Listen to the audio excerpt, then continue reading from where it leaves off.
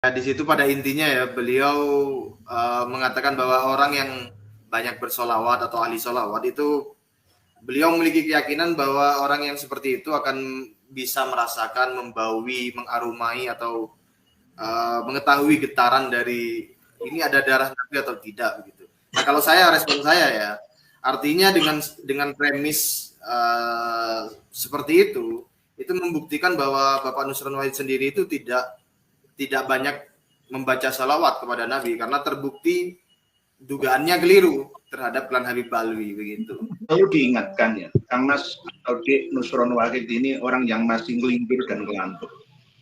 Kelantur dan kelindur perlu dibangunkan. Kalau cara membangunkan dengan cara yang halus, yang kelindur terus, bangun.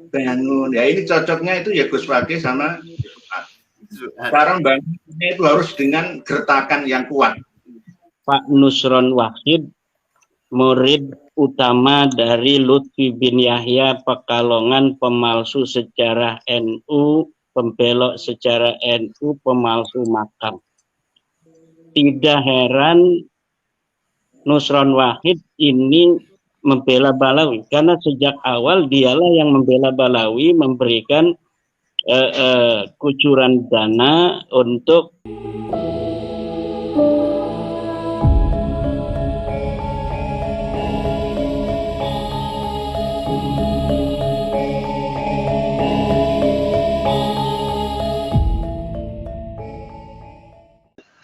ini tadi karena Yai Ihya bahas-bahas Bapak Nusron Wahid ceramah yang di Kudus itu, saya mau minta tanggapan mungkin ya dari Kiai Mat, Gus Fakih dan Kiai Ihya. Nanti silakan tidak perlu menunggu saya untuk saling bertanya atau saling masuk ya.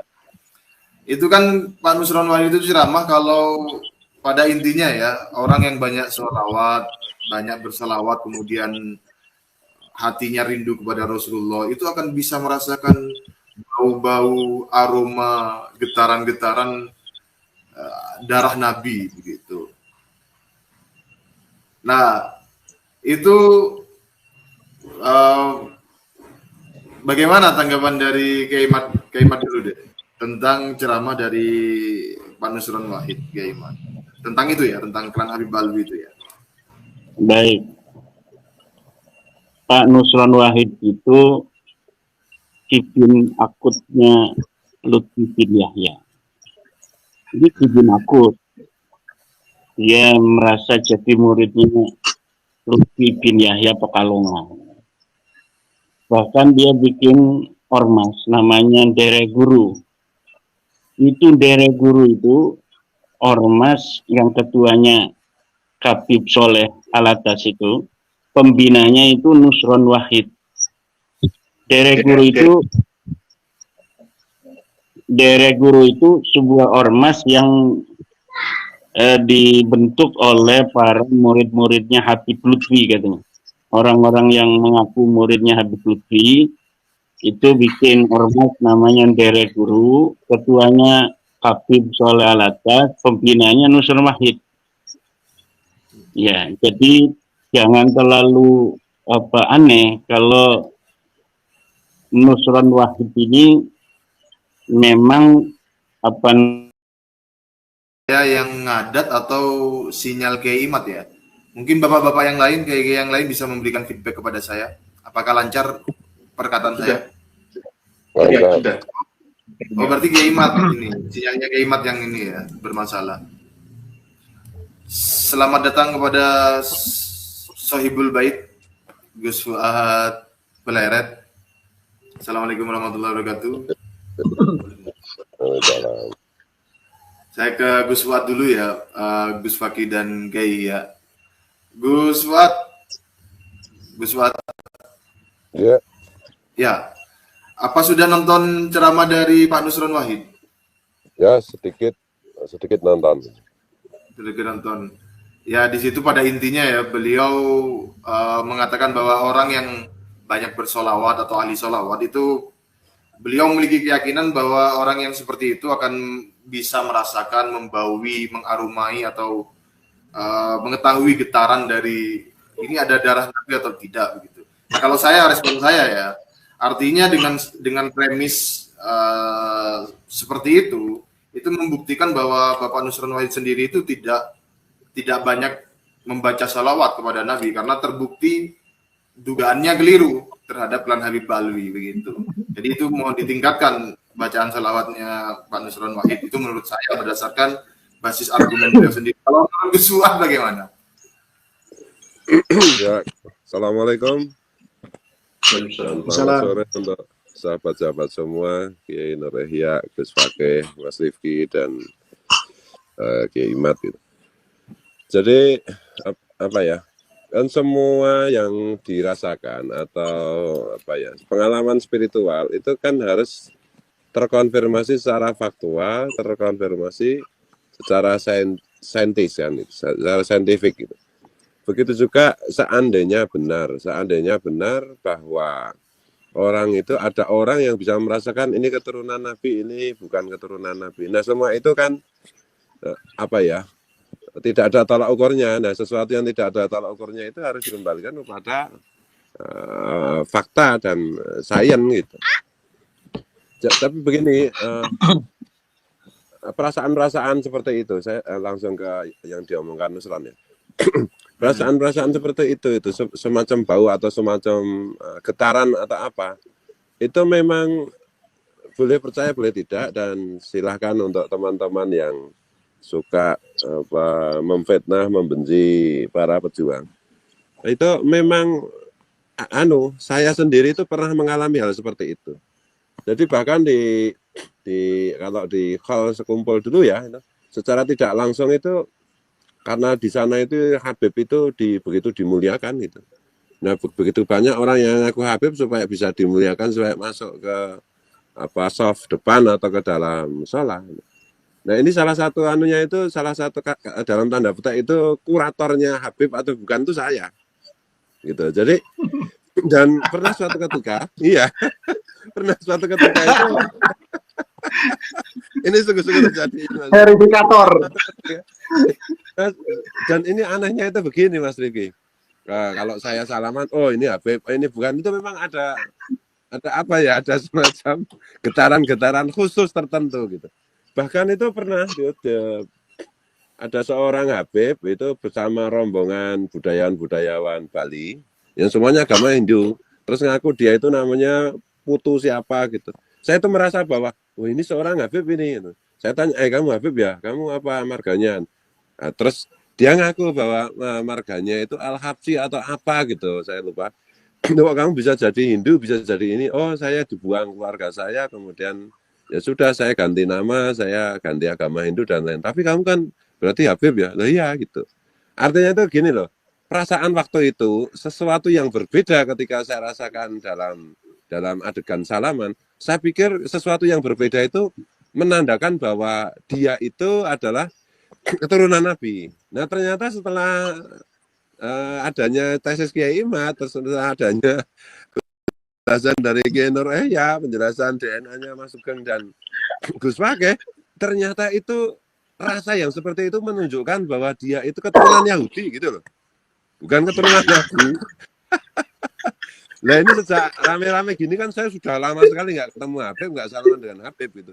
Saya nggak tahu apakah masih ada setrum-setrum khas seperti itu ya kalau salaman dengan Habib. Yang dulu saya pikir itu adalah tanda bahwa setrum seperti itu ada setrum keturunan Nabi. Ternyata itu setrum keturunan Yahudi gitu loh. Iya. Nah sementara misalnya saya salaman dengan Abu Yatim Yatim Banten gitu ya. Ya, salaman itu. Saya kan yakin berdasarkan buku nasab bahwa beliau itu dzurriyyat Nabi kan. Nah, itu buku nasabnya itu kan ke Cirebon kan, dan sokeh lah itu. Nah, tapi saya salaman dengan Mbah Tim nggak ada getaran seperti itu gitu loh. Jadi ini kok nggak ada getaran seperti yang ada di dalam diri Habib. Jangan-jangan ini nasabnya palsu. Nah, saya malah begitu kok waktu itu. Tapi saya usudan lah kan itu tuh. Mungkin karena saya saya lagi lemah kan gitu.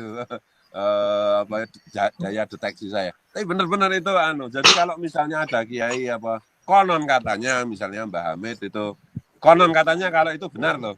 Wah ini Habib ini terasa nih baunya, getarannya seperti yang diomongkan si Nusron itu. Saya sendiri juga merasakan itu, jujur aja. Saya merasakan, cuma kesimpulannya yang salah gitu loh. Getaran seperti itu saya pikir karena mereka ngaku keturunan Nabi adalah standar bahwa keturunan Nabi harus punya getaran seperti itu. Kalau tidak punya getaran seperti itu berarti bukan keturunan Nabi. Ternyata secara saintifik justru terbalik. Getaran seperti itu yang menunjukkan mereka bukan keturunan Nabi, tapi keturunan haplogrup G itu. Itu loh. Iya. Tapi wali sama, itu tadi. Saya bandingkan dengan Mbah Tim misalnya. Nah, Mbah Tim jelas keturunan Nabi kan. Enggak ada getaran sama sekali. Ya kan Mbah Tim memang haplogrupnya bukan gatel kan gitu. Nah, gitu Mas. Ini maaf loh ini. Kiai itu yang penjenengan yang ahli menggetar itu bisa menjelaskan itu. Monggo dilanjut. Monggo ada yang mau melanjutkan? Bang Mas Nusron Wahid itu sekarang kalau dibuktikan sebagai Menteri Agraria, apakah bisa menerbitkan sertifikat tanpa harus melalui uji materi di lapangan, ukur dulu mana letak lokasi tanahnya, ahli warisnya dari mana, semua sejarahnya tanah itu, tanah yayasan, tanah bengkok atau dari letter C, D, dan seterusnya. Langsung husnudzon, wes terbitkan saja.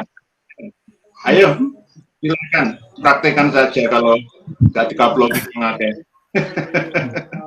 Sama seperti kasus cara mencium ya bau cucu Nabi. Jangan niru-niru Mbak Yayasan Genggong, beda kualitas keilmuannya, kemarifatannya, kealim-ilmuannya.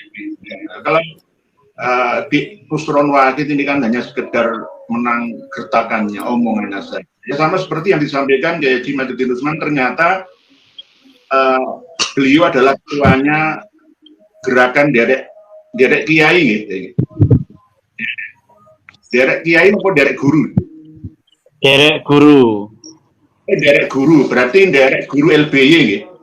Intinya kan bukan derek guru dari kita, yang jenengan juga guru KRT Fakte, guru guru, tapi bukan derek guru kita ini, tapi guru-guru khusus dari kalangan muhibin, khususnya imamnya sendiri. Ya mungkin perlu diingatkan ya, Kang Mas atau Dek Nusron Wahid ini orang yang masih ngelindur dan ngelantur.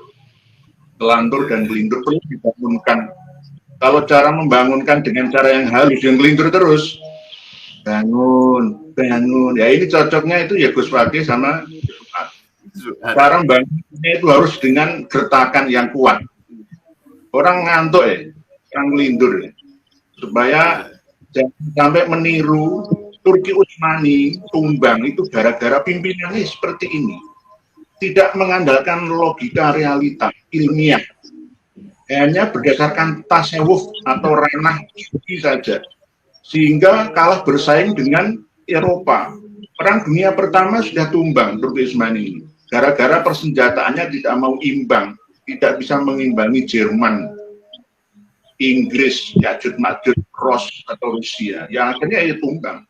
Nanti kalau negara kita sekelas presiden dan menterinya lebih tunduk kepada ulama yang bukan ulama yang benar-benar alama ya, hanya sekedar ngulama ya, maka akan jadi apa negeri kita?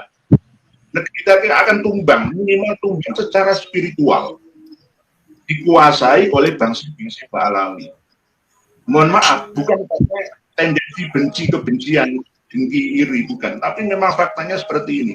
Kita akan terseok berat beban kita ke depan karena sudah digandoli dengan jalur agama atau spiritual yang salah kaprah, salah langkah, salah paham. Apalagi ya ini di Nusron Wahid ini, mohon maaf, beliau orang Kudus, sebenarnya harus tahu, harus ngerti bagaimana cara orang Kudus ya ketika bersemangat seperti Kanjeng Sepuh Sidayu yang ada di Gresik dalam rangka melawan kolonial penindasan demi anak cucu ke depan. Tapi ini enggak, ya, beliau ini harus disadarkan. Kemungkinan karena saking banyaknya makan uang rakyat sehingga tidak bisa membedakan apa arti dan khasiat dari sholawat. Sama seperti yang Gus Riki sampaikan, mungkin beliau ya di Nusron Wahid ini sholawatnya kurang, mungkin sholawat pas tahiyat saja atau pas doa saja, kurang nambah sholawat setiap harinya mungkin 100 kali, 1000 kali, atau sholawat yang lain di hari yang lain, di tempat yang lain, mungkin kurang sehingga penciumannya salah sasaran, sama seperti yang Gus Fuad sampaikan, yang dulunya agak ragu setelah Kiai Imad dan kawan-kawan terjun, akhirnya mantep, madep, oh bukan cucu Nabi ternyata. Ya ini harus disadari ya, pengumuman untuk seluruh anak bangsa dan negeri. Itulah gambaran dari yang kita jadikan sebagai imam di negeri ini. Ya. Menteri kan ya imam, panutan kita. Walaupun imam dalam hal agraria ya. Nanti kan beliau juga kan mantan ketua Ansor juga. Pernah lama duduk di struktural Nahdlatul Ulama. Kemungkinan setelah jadi menteri juga akan berkiprah di Nahdlatul Ulama juga. Nah, kualitasnya seperti ini. Kualitas seperti ini. Mungkin saya dilanjut lagi oleh Kiai Imad. Ya. Tentang ini Kiai Imad dulu atau Gus Fakih, atau Kiai Imad mau melanjutkan tentang derek guru tadi? Itu terputus ya? Iya, itu tadi ada apa namanya energi negatif yang masuk ke frekuensi kita gitu ya, karena memang kita sedang bicara tentang getaran-getaran bau-bau gitu, jadi salah frekuensi, salah mencium itu akan mengakibatkan salah dalam mengambil kesimpulan. Itulah Pak Nusron Wahid, murid utama dari Lutfi bin Yahya Pekalongan, pemalsu sejarah NU, pembelok sejarah NU, pemalsu makam. Tidak heran Nusron Wahid ini membela Balawi, karena sejak awal dialah yang membela Balawi, memberikan kucuran dana untuk membayar Rumel Abbas untuk mencari dalil membela terputusnya nasab Balawi, dan sampai sekarang tidak bisa. Ratusan juta mungkin itu sudah digelontorkan, ternyata yang dibayar tidak bisa membela. Akhirnya untuk mencari data itu tidak bisa walau dengan ratusan juta. Ya, bagaimana caranya masih membela tuannya? Maka Nusron Wahid ini kemudian sekarang pakai jurus kedua, yaitu jurus nyium-nyium bau. Jadi begini, dia mau bikin sebuah pembeda nanti, at-tafriq baina man amana bi Ba'alawi wa man lam yu'min bi Ba'alawi annahu yashummu raihatan nabi fi badani. Jadi nanti dia akan bikin kepada pikiran alam bawah sadar masyarakat, orang-orang yang tidak mempercayai Balawi berarti tidak bisa mencium bau Rasulullah yang ada di Balawi. Coba Nusron Wahid cium itu bau darahnya Bahar Smith itu, coba bau Rasulullah apa bau apa itu. Karena wahai Nusron Wahid, kalau Anda mungkin bertemu dengan seorang Balawi yang menurut Anda benar, kemudian dengan itu Anda membenarkan nasabnya, maka berarti dengan membenarkan juz, Anda juga membenarkan kul. Anda juga membenarkan Balawi yang nyolong motor pakai sarung di Bekasi, Balawi yang begal di Kalimantan, Balawi yang merkosa di Madura, Balawi yang ngerebut istri orang itu di Cilacap, Balawi di bin Yahya itu di majelis dia ganyang istri orang.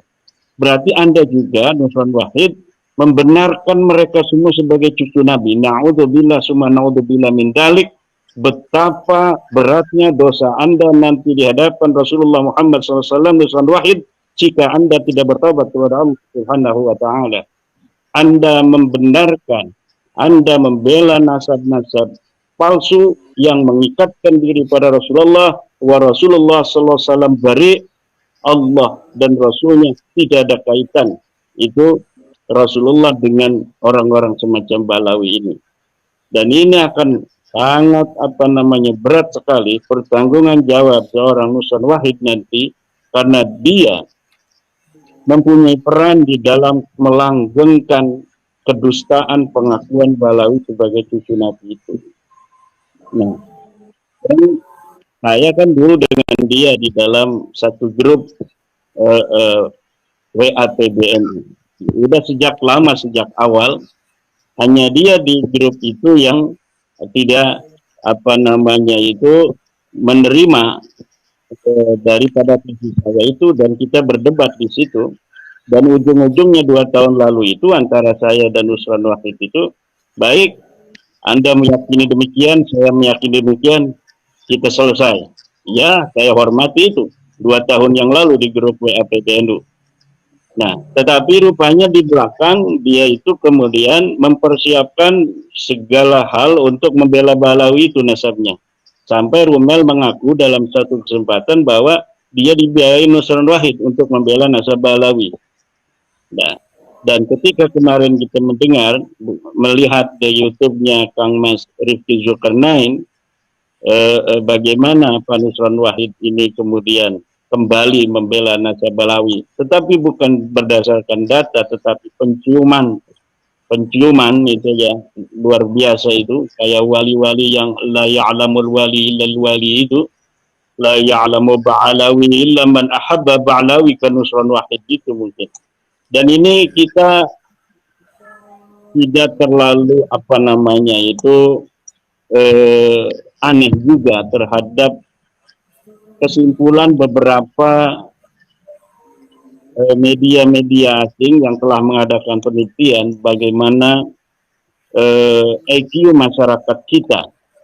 Saya sebenarnya tidak percaya bahwa IQ masyarakat kita rata-rata itu hanya sedikit di bawah simpanse itu ya, namanya seperti orang hutan itu. Tetapi ketika kita melihat bagaimana cara berpikir orang yang kita anggap sebagai orang yang seharusnya mempunyai kecerdasan yang agak berbeda dari orang lain, kemudian cara berpikirnya juga memang ternyata sama.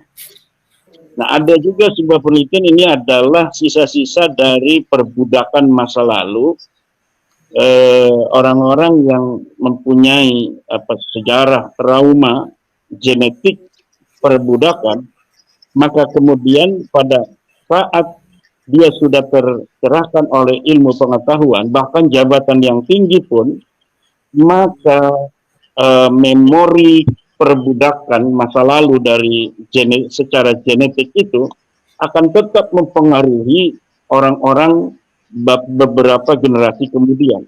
Dan saya tidak terlalu percaya itu, karena kita inna akramakum indallahi atqakum, tetapi ini perlu untuk kemudian kita teliti kembali, kita dalami, sehingga kita nanti bisa, Kang Mas Riki, untuk mencari bagaimana obatnya orang-orang yang mempunyai trauma genetik, ya, bukan trauma memori, karena mereka sejak lahir sudah merdeka, tetapi perbudakan masa lalu dari leluhur orang-orang tertentu itu kemudian menjadikan mental dia inferior untuk beberapa generasi. Ya, ini apakah ada kaitan itu? Jadi trauma perbudakan bisa menembus generasi itu. Gitu. Kemudian seorang pejuang dimanapun itu dihancurkan, keluarganya dijauhkan dari politik, dari kemudahan ekonomi beberapa generasi, tetapi yang namanya mutiara tetap mutiara. Ketika tiba saatnya untuk berjuang, kemudian merapat bersama-sama, walaupun sebelumnya tidak saling kenal mengenal. Apakah seperti itu Tuhan menciptakan manusia dengan kekhasan dan tipologinya, atau bagaimana? Nah, nanti kalau kita sudah mendapatkan sebuah jawaban, kita berdoa kepada Allah dan kita membuat sebuah formulasi bagaimana caranya memutus mata rantai memori genetik perbudakan itu sehingga manusia-manusia masa depan, manusia-manusia merdeka yang memiliki kualitas diri yang kuat dan memandang masa depan dengan penuh percaya diri, dengan penuh tanggung jawab dan menatap siapapun itu sebagai orang yang sama berpotensi seperti dirinya dalam hidup dalam kehidupan penuh kemuliaan atau kehinaan sesuai pilihannya dan sesuai izin dari dirinya sendiri di dalam batinnya. Nah, ini sesuatu yang berhubungan dengan psikologi dan filsafat, tetapi saya kira ini kita sebagai bangsa Indonesia tentu banyak para ahli yang akan bisa untuk memberikan formula jawaban daripada permasalahan. Bukan hanya kita bagaimana caranya kita membangun infrastruktur misalnya, tetapi juga bagaimana kita membangun jiwa, membangun mental dari bangsa kita agar dalam menghadapi persaingan global di masa yang akan datang mereka bisa untuk kemudian berdiri sejajar dengan bangsa lainnya di dunia. Nah, saya kira orang-orang yang bermental budak itu tidak pantas untuk ada di dalam posisi-posisi sebagai tauladan, sebagai pejabat, sebagai menteri, sebagai pengurus PBNU, sebagai pengurus Muhammadiyah, karena mereka adalah lambang-lambang kemuliaan bangsa berhadapan dengan bangsa lainnya. Coba kalau kita lihat beberapa video-video Yahya Al-Bahja itu, Ustadz Yahya Al-Bahja, kalau ada pertemuan para kabib Balawi yang lagi duduk-duduk bertertawa-tertawa, dia datang nondo. Nah, itu merendahkan harkat martabat daripada bangsa kita, bangsa Indonesia di hadapan bangsa lain. Sementara dia kemudian mempunyai tanggung jawab jamaahnya. Ada jamaahnya, dia punya jamaah. Nah, kalau misalnya pengasuh majelisnya, pesantrennya seperti itu, bagaimana nanti murid-muridnya, jamaahnya itu? Kalau dianya Buddha, ya jamaah dan muridnya akan menjadi Buddha. Ini adalah sesuatu yang mirip bagi setiap orang yang memiliki jiwa-jiwa pencerahan, jiwa-jiwa ingin melihat bangsanya ini menjadi bangsa besar, seperti berbagai macam narasi-narasi yang dibangun oleh pembela